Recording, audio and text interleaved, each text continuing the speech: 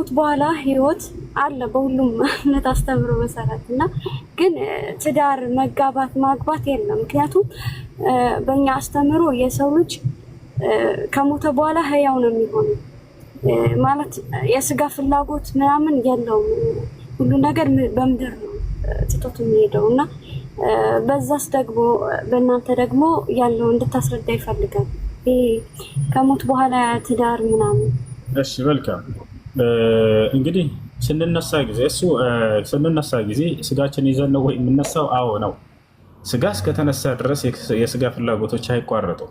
ኢየሱስ ክርስቶስም መጽሐፍ ቅዱስ ላይ ምናልባት አላየሽው ካልሆነ በስተቀር ወይን ሲሰጣቸውና ሲጠጡ ጊዜ የመጨረሻው ጊዜ ላይ ከዚህ በኋላ እንግዲህ በመንግስተ ሰማያት በአባቴ መንግስት እስክንጠጣ ድረስ በገነት ላይ እስከዚያ ድረስ አንጠጣም አላቸው። ከዚያ እስክንጠጣ ድረስ አላቸው። እዚያ መብላት መጠጣት ያለ ነው። መጽሐፍ ቅዱስ ላይ ኢየሱስ ክርስቶስ ምን ይላል? ሊተእኩሉ ወተሽረቡ ፊ መለኩቲ ወአንቱም ጃሊሲና ዐለል ከራሲ ይላል። የአረበኛ መጽሐፍ ቅዱስ ላይ ወደ አማርኛው ላይ ታገኝታላችሁ። ምን ይላል? በመንግስተ ሰማያት በዙፋን ላይ ትቀመጣላችሁ፣ ትበላላችሁም ትጠጣላችሁም ብሏል። ቃል በቃል ተናግሯል። ይሄ በመንግስተ ሰማያት ትበላላችሁ ትጠጣላችሁ ብሎ ተናግሯል። እናንተ በዙፋን ላይ ተቀምጣችሁ እያለ ይናገራል። ይሄ ነው። በገነት ውስጥ አዳም ለምን ተባረረ ተብሎ ቢጠየቅ በገነት ውስጥ ፍሬ በልቶ ነው አይደለ? ስለዚህ መብላት ያለ ነው በገነት ውስጥ። እዚህ ጋ ነው ይሄን ነገር መጣና ክርስትና ምን አደረገ? ሌላ አስተምህሮ ጨመረ። በዚህ ላይ ምን አደረገ? አትበሉም አትጠጡም። በዚያ ለአዳም እና ሔዋን እዛ ውስጥ ባልና ሚስት ሆነው ተጋብተዋልም። ልክ እንዲሁ በዚያም ውስጥ በልተው ነው የተባረሩት ከተባለ መብላት አለ ማለት እኮ ነው። ገብታችኋል? ኢየሱስ ክርስቶስ መጥቶ ቃል በቃል በመንግስተ ሰማያት ትበላላችሁ ትጠጣላችሁ ብሎ ከተናገረ ዳግም በመንግስተ ሰማያት ተገናኝተን እስክንጠጣ ድረስ ከዚህ ወይን ከዚህ በኋላ እንጠጣም ካለ እንደሚጠጣ ወይን ከተናገረ ከዚህ የበለጠ ማስረጃ የለም። ያ ነው። ሌላው እንደው በኢስላም ያለው ልክ እንዲሁ በጀነት ውስጥ ሰው ይበላል ይጠጣል ሲባል ግንዛቤው እንዴት ነው?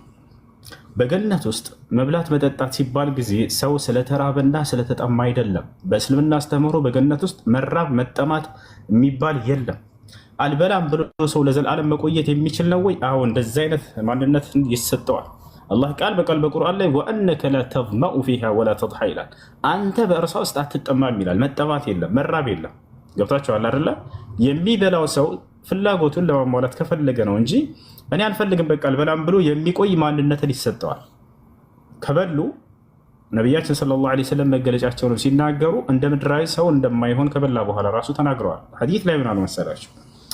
አህሉል ጀና ያእኩሉነ ወየሽረቡን ወላ የቡሉነ ላ የተገወጡን አሉ። የገነት ሰዎች ይበላሉ ይጠጣሉ ከፈለጉ አሉ። ነገር ግን ሽንትና ካካ የሚባል ነገር የለም አይታወቅም። እዛ ነው አየሽ።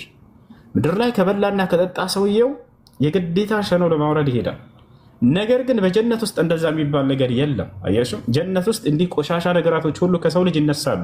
ሴት ልጅ ወር አበባ የሚባል አታይም፣ ደም አታይም፣ አክታ የለም፣ ነፍጥ የለም፣ ምራቅ የለም። ገብቷቸዋል። ሽንት የለም፣ ካካ የሚባል የለም፣ አይታወቅም ይሄ ነገር። እዚያ የተለየ ማንነትን ይዘው ነው የገነት ሰዎች የሚገቡት። እና ይሄን ይመስላል። ታዲያ ጠየቁ ሰሃቦች፣ አንቱ የአላህ መልእክተኛ ሆይ ከበላንና ከጠጣን ያ ነገር እንዴት ነው ሊወገድ ታዲያ የሚችለው ተብለው ሲጠየቁ ጊዜ በሁለት መንገድ ይወገዳል አሉ። አንደኛ ልክ በማግሳት፣ ሁለተኛ ደግሞ ከሚስክ ጠረን የበለጠ በሚጣፍጥ በሆነ እጅግ በጣም ጣፋጭ የሆነ ጠረን ያለው ላብ አንድ ያልባቸዋል፣ በዚያም ይወገዳል አሉ ነብዩ ሰለላሁ ዐለይሂ ወሰለም። በዚህ መንገድ እንጂ እንዲህ ሽንት ቤት መውረድ ምናምን የሚባል ነገር የለም። ያ ነው። የገነት ሰዎች አይሞቱም። ላ የዙቁነ ፊሃ አልመውት አላህ ቃል በቃል በቁርአን ላይ ሲናገር በእርሷም ውስጥ ሞትን አይቀምሱም እያለ ይናገራል። ከዛሊክ እንቅልፍ የሚባል የለም፣ አይተኙም። እንቅልፍ የሚያስፈልገው ምድራዊ ሰው ነውና ደካማ አካል ስለሆነች የሚሰጠው እዚህ ምድር ላይ ትደክማለች፣ ስንሰራ እንቅልፍ ያስፈልጋታል። ገብቷቸዋል። የገነት ሰዎችስ ጭራሽ የሚደክሙበት ማንነት የላቸውም። ላ የመሱሁም ፊሃ ነሰቡን ወማ ሁም ሚንሃ ቢሙኽረጂን ይላል። በእርሷ ውስጥ ምንም አይነት ድካም አይነካቸውም፣ ከእርሷም አይወጡም እያለ ይናገራል አላህ። በጀነት ውስጥ ግን እንቅልፍ የለም። እንቅልፍ እንደሌለ ማስረጃ ቃል ነቢ ሰለላሁ ዐለይሂ ወሰለም አህሉል ጀና ላ የሞቱን ወላ የናሙን አሉ። የገነት ሰዎች አይሞቱም። ከዛሊክ አነውሙ አኹል መውት ወላ የናሙ አህሉል ጀና፣ እንቅልፍ የሞት ወንድም ነው ካሉ በኋላ የገነት ሰዎችም እንቅልፋቸውን አይተኙም ብለው ተናገሩ። ያ ነው እና ይህ መብላት መጠጣት ሲባል ጊዜ ስለተራቡና ስለተጠሙ ሳይሆን እንደ ምድራዊ ሰው ጋር የሚገናኝ አይደለም። አጠቃላይ በጥቅሉ የገነት ጸጋ ከምድራዊ ጋር የሚገናኝ ነገር እንዳልሆነ አንዲት ሐዲት ብቻ አልጨምርልሽ። በመጨረሻ نبيات صلى الله عليه وسلم انتهى حديث لي قال النبي صلى الله عليه وسلم قال الله تعالى يعني في الحديث القدسي أعدت لعبادي الصالحين في الجنة ما لا عين رأت ولا أذن سمعت ولا خطر على قلب بشر الله بحديث لا يبنى حديث القدس لا أني لملكام باري وشي بجنة استسقانا الزجاج تشلار شوال لهين أين أيتاو يمات توقعون لب سمتوت يمان نو جورو سمت يمات توقعون لب لا يول بلو يماوك انس أقابلو تنهجر سلازي كمدراوي سأقاقار بفسوم اندما يجنان قرد يميادرق حديثنا أين أيتوت يماوك وكتبالا مدر لا يفلق سأقايتاشو كالزيقاري مسلال بلاتو انداتا مساسلو زقا والله بفسوم كاياشو تقاري مسلم مالا ولا أذن سمعت جورو سمتو يمات توقعالا ولا خطر على قلب بشر እንደው በሰው ልጅ ልብ ላይ ውል ብሎ የማያውቅ ጸጋ ነው እያለ ይናገራል። ታዲያ በምንድን ነው የሚገናኘው? በስም ይወጣቸዋል። የስም መገናኘት እንጂ የማንነት መገናኘት አይደለም። እሱ እንዴት ነሽ? ደህና ነሽ? እንዴና አለን አማን አለ ፈጣሪ ይመስገን አለን። የሆነ ጥያቄ ለመጠየቅ ነበረ በሙስሊም ዩቲዩብ ላይ አዳምጬ መሪም እናታችን በቤተ መቅደስ ነው ያደገችው፣ በአንድ ቤት እምነት ውስጥ ነው ያደገችው የሚል ሰማሁ። እንደገና ደግሞ እንደናንተ ኡስታዝ አንድ ሲያስተምሩ እሳቸው ምን አሉ? በቤተ መቅደስ ነው ያደገችው አሉ። ያ ቤተ መቅደስ ማን የሚያምንበት የማንስ እምነት ነው? እሱም ማወቅ ስለምፈልግ ነው። ያደገችበት ቤተ እምነት ምን ይባላል? የማንስ እምነት ነው? እሺ በአማርኛ ቤተ መቅደስ ትባላችሁ፣ ቤተል መቅደስ ይባላል። ቤተል የት ይገኛል ከተባለ ቤተልሔም ኢየሩሳሌም ላይ የሚገኘው ነብያቶች የእስራኤል ነብያቶች ሁሉ አምላክ እዚያ እንዲሰግዱ አዟቸው ነበር። ገብቶሻል? ከያዕቆብ ጀምሮ እስከ መሲሁ ድረስ የእስራኤላውያን ነብያቶች ቤተል መቅደስ እንዲሰግዱ ታዘዋል። ማርያም የዚያ የቤተል መቅደስ አገልጋይ እንድትሆን እናቷ ሐና ተስላት ወልዳት ነው። ገብቶሻል አይደለ? የዚያ አገልጋይ ነበረች። በዘከርያስ ስር አድጋለች። ዘከርያስ ነው ያሳደጋት። አላህ በቁርአን ላይ ወከፈለሃ ዘከርያ ይላል። ዘከርያም አሳደጋት ይላል። ምክንያቱም ማርያም አባቷ ሙቶባት ነበር። እናቷ ወልዳት ያለ አባት ቀርታ ነበረ። ገብቶሻል? በዚያ ሁኔታ ላይ ሳለች ዘከርያስ ተቀብሎ አሳደጋት። ማርያም በዚያ ሁኔታ ስታደግ ጊዜ በነቢይ እጅ ነው እና ያደገችው፣ በዘከርያስ እጅ የአምላክን ሕግና ስርዓት እንድትጠብቅ ራሷን እንድትጠብቅ ከወንድ እንዳትቀርብ አድርጎ ነው ያሳደጋት። ማንም ወንድ እንኳን መጥቶ ማርያምን የነካት የለም በህይወት ዘመኗ። ታውቃላችሁ? ሐታ መልአኩ ጅብሪል ወይም ገብርኤል መጥቶ ሲቀርባት ጊዜ በሰው አምሳል ሆኖ ነበር የመጣላትና ወዲያው ምንድን ነው ያለችው? ቃለት ኢኒ አዑዙ ቢረሕማን ሚንከ ኢን ኩንተ ተቅያ፣ ጌታህን አላህን የምትፈራ ከሆንክ እንዳትቀርበኝ እኔ በአምላኬ በአላህ እጠበቃለሁኝ ነው ያለችው። ተመልከቱ፣ ውበቷ አልማረካትም። መላእክቶች ወደ ሰው ሲመጡ በሰው ሲገለጡ በጣም ውብ ሆነው ነው የሚመጡት። በእርሷ ውስጥ ግን የመልአኩ ውበት ሳይሆን ያለው የአምላክ ፍራቻ ነው በውስጧ ላይ የነገሰው። የአላህ ፍራቻ በውስጧ ላይ ነግሷል። ይሄ ሰው ውበቱ ሲያምር አላለችም። ወዲያው ፈጣሪዋን ነው ያስታወሰችው። ተሻለ አይደል? እና መርየም በዚህ ሁኔታ ነው ያደገችው። ማንም ወንድ ነክቶኝ አያውቅም ብላ ተናገረች። እኔ የመጣሁት ከአምላክሽ ዘንድ ነው አላት መልአኩ ጅብሪል። ቃለ ኢነማ አነ ረሱሉ ረቢክ፣ እኔ ከጌታሽ ዘንድ የተላኩኝ መልእክተኛ ነኝ አላት። ሊአሀበ ለኪ ጉላመን ዘኪያ፣ ንጹህ የሆነ ልጅ እንድትወልጂ ተልኬ ነው እንድሰጥሽ ተልኬ ነው አለ። ንጹህ ልጅ ተብሎ መሲሁ ተጠርቷል። ንጹህ ልጅ ነው መሲሁ፣ በፍጹም ቆሻሻ ልጅ አይደለም። ማንኛውም ህፃን ልጅ በሚወለድ ጊዜ ከኃጢአት ንጹህ እንደሆነ ይገለጣል። መሲሁም ከነዚያ መካከል ነውና ከኃጢአት ንጹህ ነው። የአዳም ኃጢአት አለበት አይባልም። ህፃን ልጅ ምንም ባልሰራው ነገር አይጠየቅም በአዳም። ከዚያ በኋላ እኔ ወንድ ያልነካኝ ስሆን ብላ ገለጸች። ቃለት አና የኩኑ ሊ ጉላም፣ ለእኔ እንዴት ልጅ ሊኖረኝ ይችላል ብላ ገብርኤልን እዛው ጅብሪልን ጠየቀችው ማርያም። ወለም የምሰስኒ በሸሩን፣ ወንድ ያልነካኝ ስሆን አለች። ወለም አኩ በግያ፣ አመንዝሬም አላቅምም አለች። ታዲያ በምን መልኩ ነው ይሄ ሊወለድ የሚችለው ብላ ስትጠይቅ ጊዜ ቃለ ከዛሊከ ቃለ ረቡኪ ሁወ ዐለይሂ ሀይን፣ ጌታሽ አምላክሽ አላህ ይሄን ማድረግ ለእኔ በጣም ቀላል ነው ብሏል። ሁን በሚለው በቃሉ እንደሚያስገኘው ነገራት። ተሻለ አይደለ? ቃል እየተባለ መገለጽ ያስፈልገው መሲሁ በዝሙት እንዳልተወለደ ለመግለጽ ነው። ዮሐንስን ሰዎች አልተረዱትም። ተሻለ አይደል? እርሱ በቃል የተገኘ ነው እንጂ እናንተ እንደምትሉት በዝሙት አልተገኘም እያለ ነው። ምክንያቱም መጽሐፍ ቅዱስ ላይ ራሱ አይተሽ ከሆነ አይሁዶች ከመሲሁ ፊት ነበረ፣ እኛ ግን የዝሙት ልጆች አይደለንም እያሉ መሲሁን ያሸሙሩበታል። አንተ የዝሙት ልጅ እያሉት ነው። ገብቶሻል? ዮሐንስ እንዲመሰክር ታዘዘ። በቃል አማካኝነት የመጣ ልጅ ነው እንጂ ይሄ በዝሙት አይደለም ብሎ።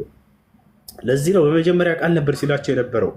በቃል አማካኝነት የተገኘ ነው እሱ እያላቸው ነው። ያ ቃሉ ደግሞ ከአምላክ ዘንድ የመጣ እንጂ ከማንም አይደለም።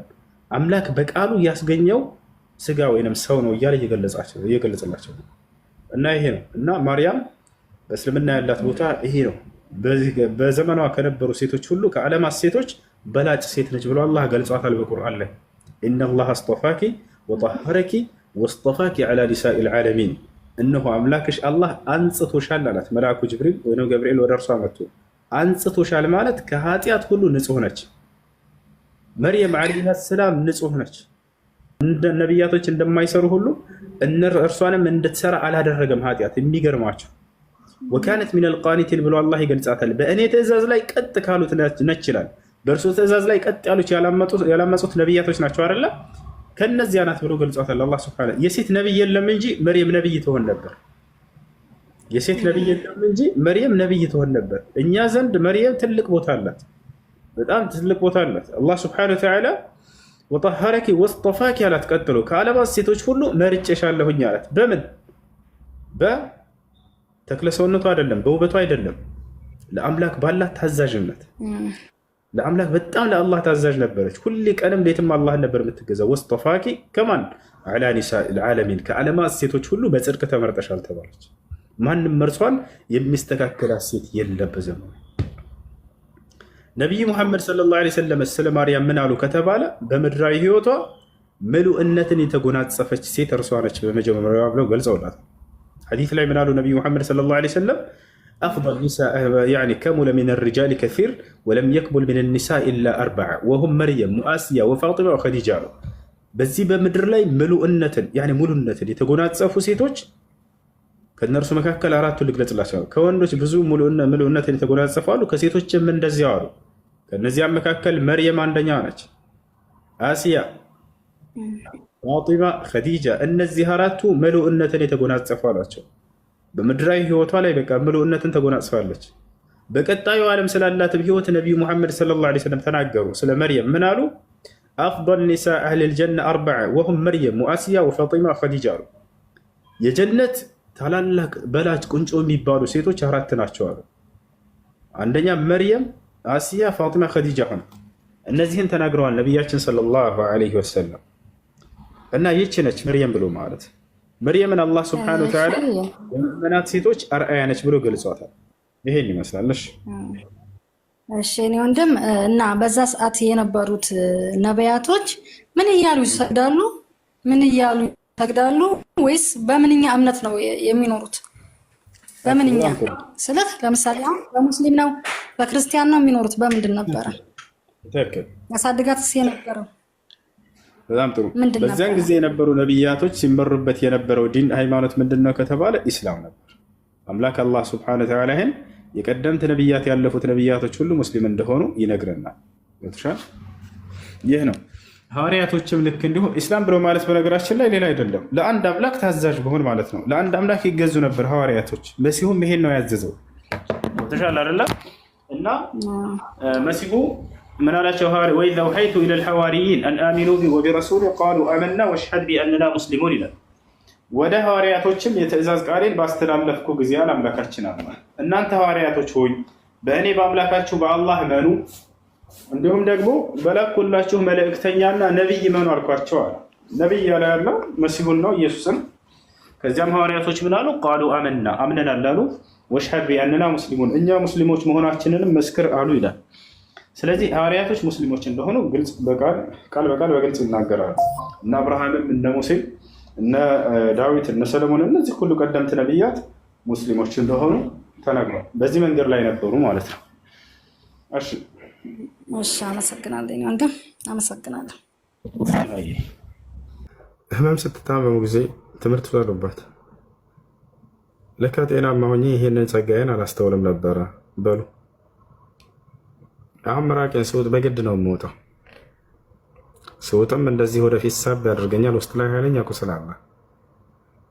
ከማሳልና ከጉንፋኑ የተነሳ ብጥ ብሏል ይመስለኛል ውስጥ ላይ። በጤናማ ጊዜ ግን ይህንን ጸጋ አስታውሻው አላውቅም። ብራቄ እንደፈለግኩ እውጣለሁ፣ እንደፈለግኩ ተፋለሁ። አልሐምዱሊላህ አላ ኒዕመቱ ሲሓ በሉ። ጤናን ስለሰጠን ለአላህ ስብሐነ ወተዓላ ምስጋና ይገባበሉ። ይህን አንዷን ጤና ቢነጥቀን ድሮ ኃጢአት ስለሰራን ወይም እሱን አንታዘዝም አንገዛም ስላል ነው ምድር ላይ ማንም የሚቀር